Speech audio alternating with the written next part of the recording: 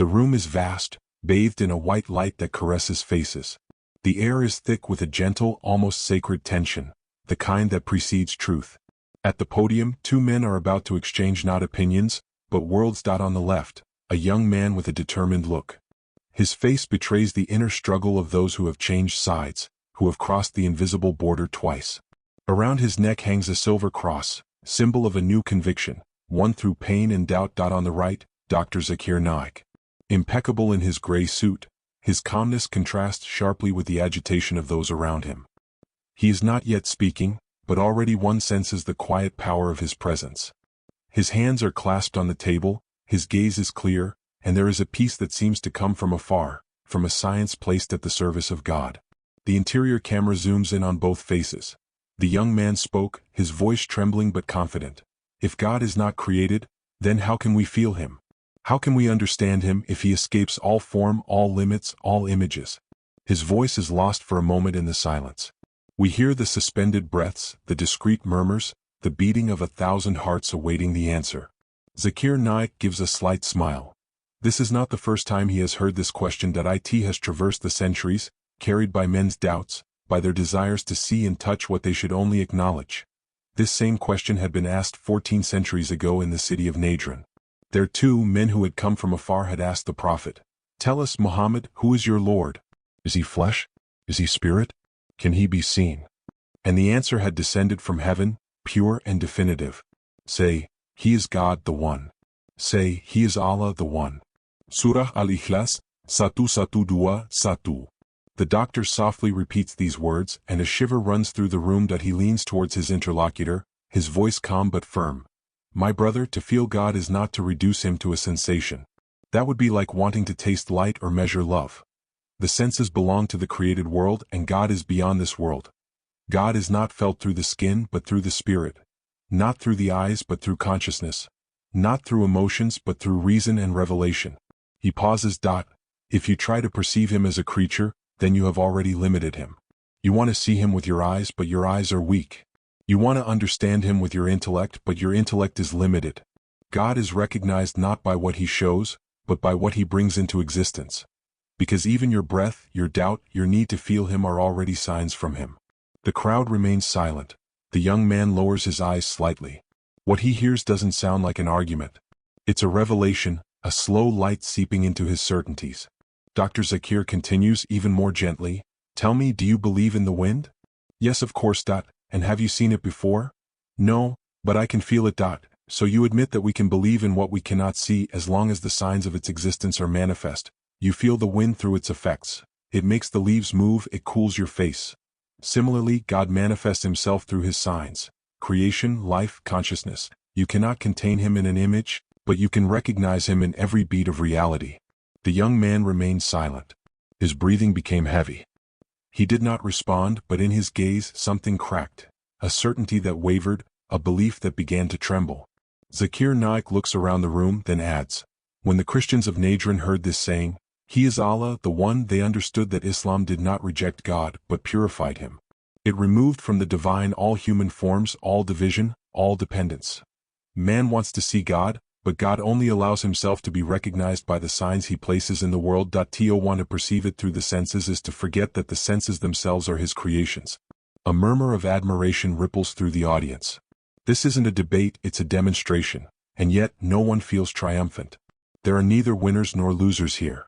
Only two souls gazing at each other, two paths crossing.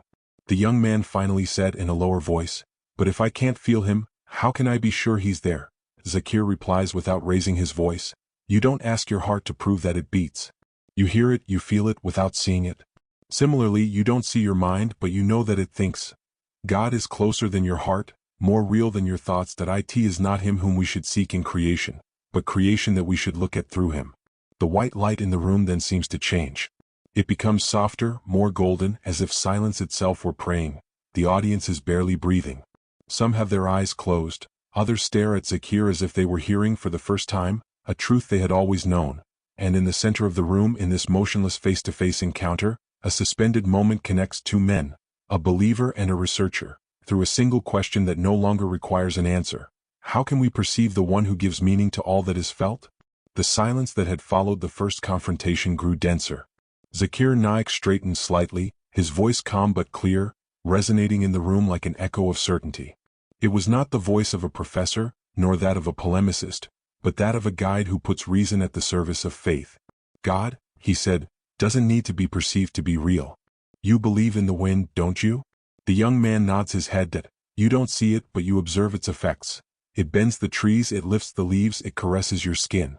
You believe in your mind, yet you have never seen your soul. So why demand of God what you don't demand of the invisible realities that are nevertheless familiar to you? The audience hung on his every word.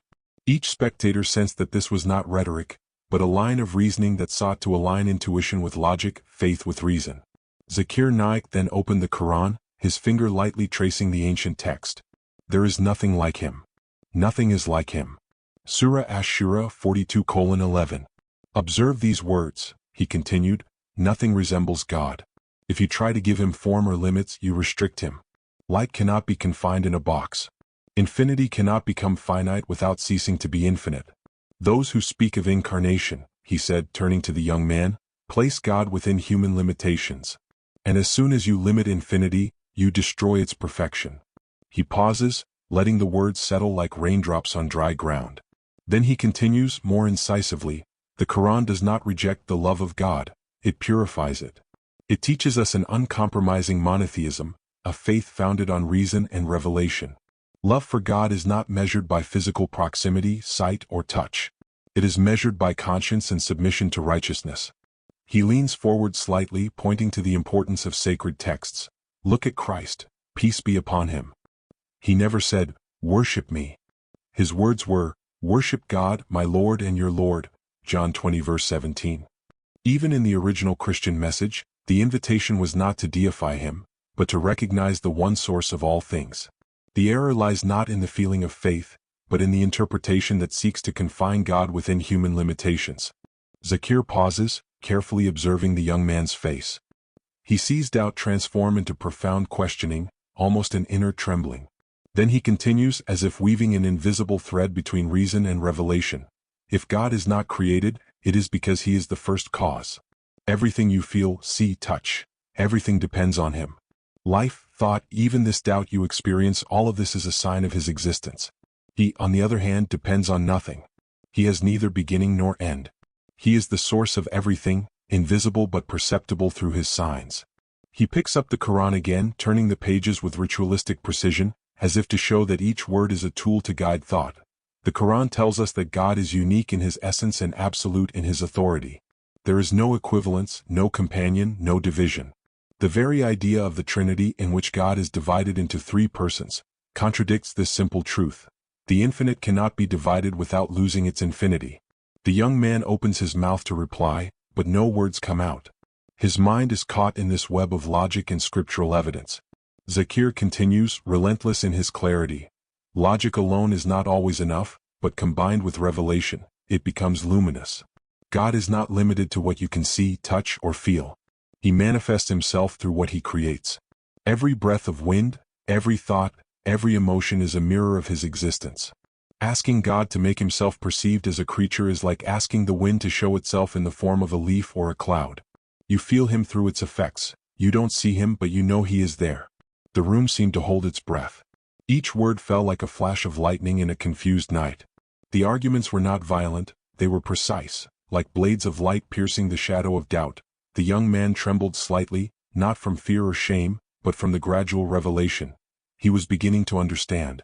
Logic and reason, combined with the power of the sacred text, showed him a path he had never considered. It was not a victory or a defeat. It was an opening, an expansion of consciousness. Zakir Naik, with his characteristic serenity, concluded his presentation without raising his voice. Faith in God does not require you to see him. The proof of his existence is all around you. He is closer to you than your own jugular vein and yet invisible. The effects you observe, the signs you ignore, all of this is his testimony. Understanding this is the beginning of recognizing the truth of Tawhid. He leans back slightly, allowing space for reflection. The white light in the room seems to vibrate with the words. The young man remains motionless, his eyes fixed on the floor, his heart pounding, his mind open. Flashes of reason and revelation continue to strike, and in this apparent calm, A profound movement begins within his soul. The debate dies down like a flame being gently extinguished. The white light in the room dims, giving way to a diffused brightness that seems to emanate from a space more internal than physical. Voices fade, whispers cease, and only silence remains, dense, palpable, almost alive. This silence is not empty, it is charged with expectation, with resonance, with a subtle energy that seems to question the soul as much as reason. The young man closes his eyes. His breathing slows, each breath becoming a silent prayer, each heartbeat an echo of what he didn't know he could hear.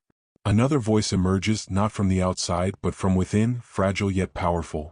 What if this invisible God has always been within me? What if this emptiness I feel is not an absence but a call? He then remembers the prayers of his childhood, the involuntary murmurs of his heart uttering syllables he didn't yet understand, the sacred name of Allah floating in the air like silent music.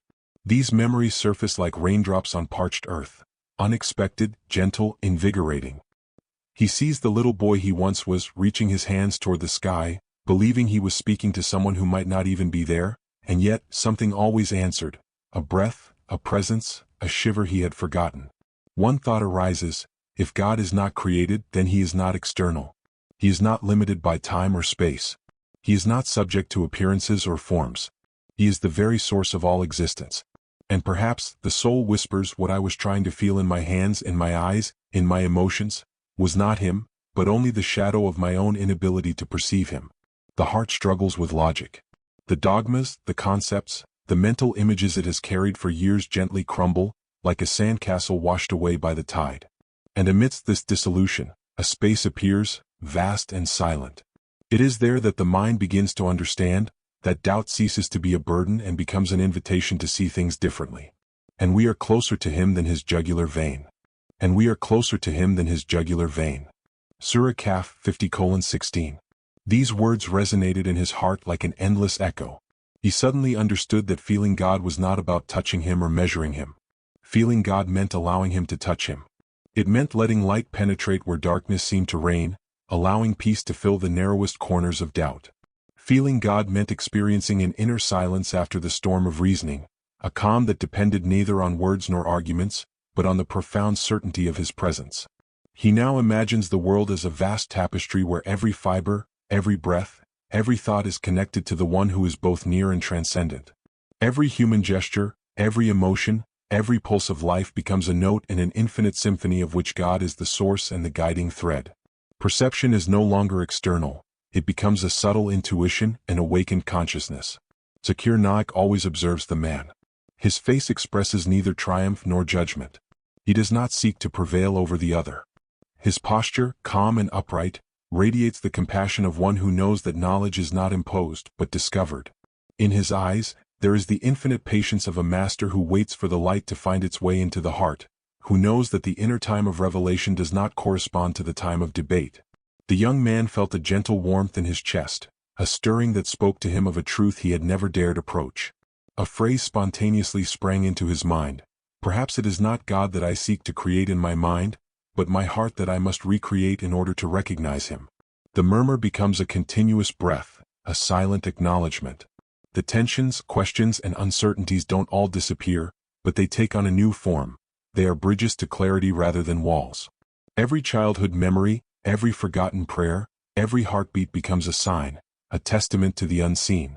The void is no longer an abyss of doubt, but an opening to eternity. The outside world seems to fade away. The walls of the room disappear into the inner light that envelopes the young man. He hears only his own breath and that of an infinite, subtle, close, and elusive presence. He no longer seeks to understand with his eyes, nor to touch with his hands, nor to grasp with his mind. He simply allows his entire being to resonate with what he is beginning to perceive, with what the Quran calls the intimate closeness of God. Each beat of his heart becomes a silent prayer, each breath a reminder of the source, each thought an invisible link to the absolute. Doubt no longer overwhelms him, it becomes a light guiding his inner steps.